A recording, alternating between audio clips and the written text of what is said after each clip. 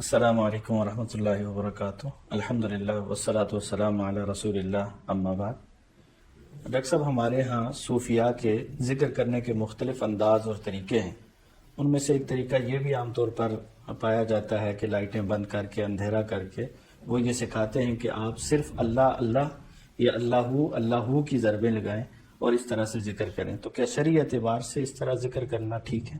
الحمدللہ والصلاة والسلام علی رسول اللہ، اما بعد۔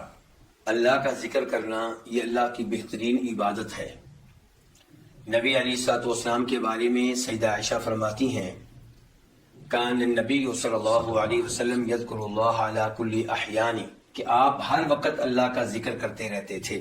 قرآن حکیم میں حکم دیا گیا، یا ایھا الذین آمنوا اذکروا اللہ ذکرا کثیرا، اے ایمان والو کثرت کے ساتھ اللہ تعالیٰ کا ذکر کرو۔ تو اللہ کا ذکر کرنا بہت ہی اچھی بات ہے، لیکن ذکر کیسے کرنا ہے، کن الفاظ کے ساتھ کرنا ہے، اس معاملے میں نبی علیہ الصلوۃ والسلام کو، صحابہ کرام کو اپنے سامنے رکھا جائے، ان کے نقش قدم پہ چلا جائے۔ نبی علیہ الصلوۃ والسلام اور صحابہ کرام سے ہمیں یہی ملے گا کہ وہ اللہ کا ذکر کرتے تھے کسی ایسے جملے کے ساتھ، کسی ایسے کلام کے ساتھ جو مکمل ہوتا، مفید ہوتا۔ مثال کے طور پہ سبحان اللہ، کہ میں اللہ کو ہر عیب سے پاک قرار دیتا ہوں، یہ پورا جملہ ہے۔ الحمدللہ، تمام تعریفیں اللہ رب العزت کے لیے ہیں، تمام تعریفیں اللہ رب العزت کا حق ہیں، یہ ایک مکمل جملہ ہے۔ اللہ اکبر، اللہ ہر چیز سے بڑا ہے۔ لا الہ الا اللہ، اللہ کے علاوہ کوئی بھی عبادت کے لائق نہیں ہے۔ اس قسم کے الفاظ کے ساتھ نبی علیہ الصلوۃ والسلام اور صحابہ کرام اللہ تعالیٰ کا ذکر کیا کرتے تھے۔ صرف اللہ کہہ کر یا اللہ کہہ کر اللہ کا ذکر کرنا، یہ چیز نبی علیہ الصلوۃ والسلام سے ثابت نہیں ہے، یہ چیز آپ کے صحابہ کرام میں سے کسی صحابی سے ثابت نہیں ہے، یہ چیز بعد میں بدعی قسم کے لوگوں نے ایجاد کی، اور اس سے اجتناب کرنا چاہیے، اس سے دور رہنا چاہیے۔ وہ لوگ جو اللہ تعالیٰ کے مفرد نام کا ذکر کرنے کے قائل ہیں، اللہ اللہ یا اللہ، وہ اس معاملے میں چند دلائل دیتے ہیں، ان کا جائزہ لیتے ہیں۔ پہلے نمبر پہ وہ دلیل بناتے ہیں سورہ انعام کی اس آیت کو، جس میں اللہ تعالیٰ فرماتے ہیں قل اللہ۔ وہ اس کا ترجمہ یوں کرتے ہیں کہ آپ کہیں اللہ اللہ اللہ، جبکہ یہ ترجمہ کرنا، یہ تفسیر کرنا قرآن کریم میں تحریف ہے۔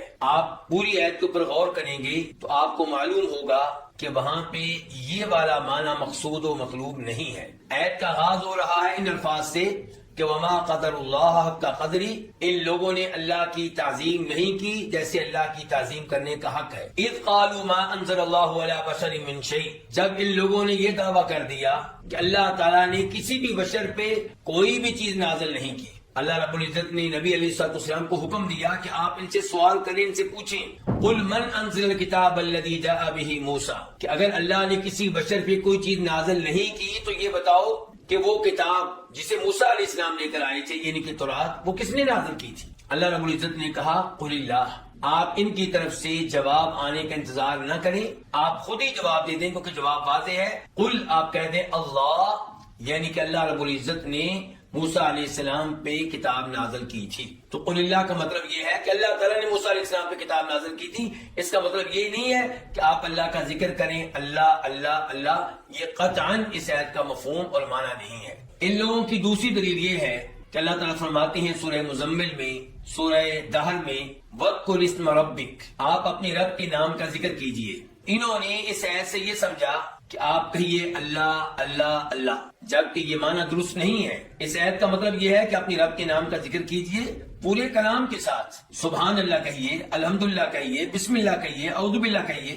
یہ معنی نہیں ہے کہ صرف لفظ اللہ کا ذکر کیجئے۔ اگر یہی معنی ہوتا تو نبی علیہ الصلوۃ والسلام یہ ذکر سکھا کر جاتے اور خود آپ یہ ذکر کرتے، لیکن ہمیں ایسا کچھ نہیں ملتا۔ اس آیت کو سمجھا جائے قرآن کریم کی دیگر آیات کی روشنی میں، اور قرآن کریم کی بہترین تفسیر یہ ہے کہ ایک آیت کی تفسیر قرآن کریم کی دوسری آیت کے ذریعے کی جائے۔ آپ اس آیت پہ غور کیجئے جو سورہ مائدہ میں آتی ہے۔ اللہ تعالیٰ کہتے ہیں فَكُلُوا مِمَّا أَمْسَكْنَا عَلَيْكُمْ وَاذْكُرُوا اسْمَ اللَّهِ عَلَيْهِ، کہ جب تم لوگ کتے کے ذریعے شکار کرو تو تم شکار کیے ہوئے اس جانور کا گوشت کھا سکتے ہو جسے کتے شکار کرنے کے بعد تمہاری خاطر روک لے، خود نہ کھائیں۔ فرمایا اور اس جانور پہ جسے کھانے لگے ہو، جو شکار کیا جا چکا ہے، اس پہ اللہ کا نام پڑھ لو، اس پہ اللہ کا نام لے لو، اس پہ اللہ کے نام کا ذکر کر لو۔ کیا اس کا مفہوم یہ ہے کہ آپ جس جانور کا گوشت کھانے لگے اس کے اوپر اللہ اللہ اللہ یہ پڑھتے رہیں؟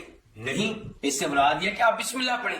نبی علیہ السلام کی تعلیمات ہیں کہ جب بھی کوئی چیز کھانے لگے تو بسم اللہ پڑھیں۔ تو آپ کی حدیث سے وضاحت ہو رہی ہے کہ یہاں پہ اللہ کا نام لینے سے مراد کیا؟ بسم اللہ پڑھنا۔ اللہ کا ذکر کیجئے، خوب کیجئے، اور اس طریقے کے مطابق کیجئے جو قرآن و حدیث میں سکھایا گیا ہے۔ پورا کلام، پورا جملہ جس کا کوئی معنی ہوتا ہے، جس کا کوئی مفہوم ہوتا ہے، صرف لفظ اللہ کہنا اس کا کوئی مفہوم نہیں ہے، کوئی معنی نہیں ہے، اس کا ذکر کرنا بدعت ہے، غلط ہے۔ وصلی اللہ تعالی علی نبینا محمد وعلی آلہ وصحبہ اجمعین۔